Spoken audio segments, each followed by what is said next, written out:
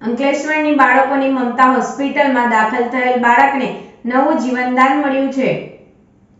ભરૂચ જિલ્લાના વાગરા તાલુકાના વિલાયત ગામે રહેતા મહેબૂબ ઇબ્રાહીમ મિર્ઝાની પત્ની અર્જુમનબેને ભરૂચમાં બાળકોની હોસ્પિટલ ખાતે બાળકને જન્મ આપ્યો હતો।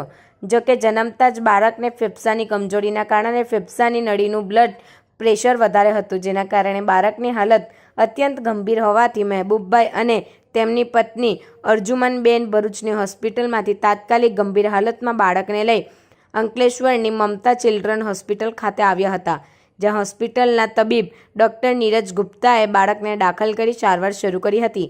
જો કે આ હોસ્પિટલમાં આયુષ્યમાન ભારત યોજનાની સુવિધા ઉપલબ્ધ હોવાથી આયુષ્યમાન યોજના હેઠળ બાળકની સારવાર શરૂ કરી હતી।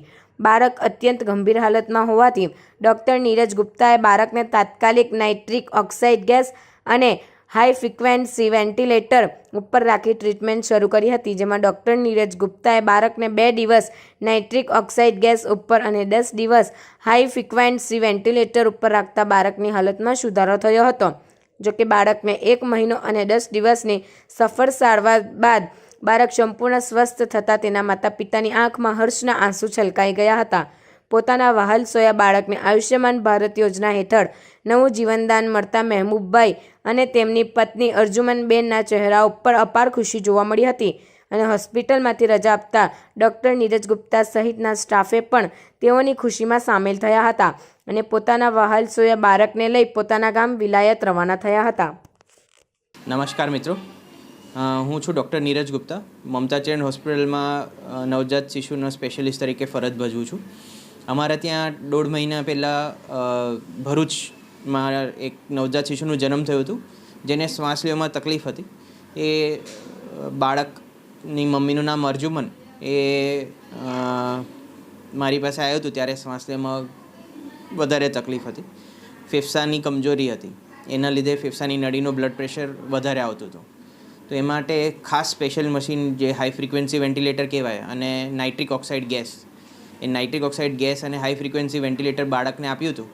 તે પછી જે બાળકના ઓક્સિજનના ટકા 60-70% જેટલા રહેતા હતા એ તરત વધીને 90-95 જેવા રહ્યા હતા। તો નાઇટ્રિક ઓક્સાઇડનું મશીન જે છે એ એક સ્પેશિયલ મશીન છે, સ્પેશિયલ ઇન્સ્ટ્રુમેન્ટ છે, જે બહુ ઓછા સેન્ટર્સમાં ઉપલબ્ધ છે। તો અમે આજે રાજી ખુશી આ મશીનનો ઉપયોગ કરીને બાળકને મમ્મી સાથે ખુશી રજા આપી છે। એ બદલ અમે બાળકનું તથા ડૉક્ટરોનું અને જે પેરેન્ટ્સે અમારા પર જે ટ્રસ્ટ બતાવ્યો એની માટે અમે બહુ ખુશ છીએ। આજે સારવાર શામાં કરવામાં આવી છે? આ સારવાર જે હતી એ તદ્દન મફત આયુષ્માનના અંતર્ગત ફ્રી ટ્રીટમેન્ટ કરવામાં આવી છે બાળકને। એટલે બાળકને પૈસા કે પેરેન્ટ્સને પૈસા આપવાની બિલકુલ બી જરૂર પડી નથી। આમ જોવા જઈએ તો આ મશીન જે છે નાઇટ્રિક ઓક્સાઇડ ને હાઈ ફ્રીક્વન્સી વેન્ટિલેટર એક દિવસના લગભગ 20,000 થી 25,000 રૂપિયા જેટલો ખર્ચો થાય।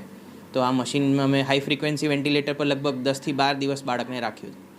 એટલે આ વેન્ટિલેટર પરથી બહાર આવ્યું બાળક એ આપણી માટે અંકલેશ્વર ભરૂચ જેવી નાની જગ્યા માટે એક બહુ મોટી વસ્તુ કહેવાય।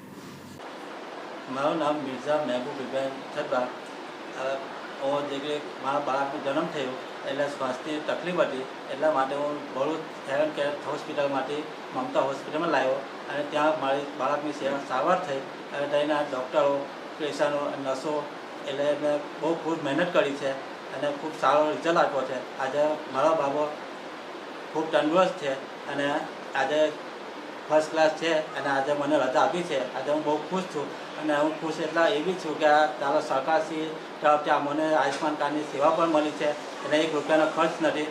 ડૉક્ટર સાહેબ બી બધા અહીંયા સારા છે અને એમને ટ્રીટમેન્ટ બહુ સારી કરી છે। એટલે આજે રજા લઈ અને હું ઘરે જઉં છું ખુશી।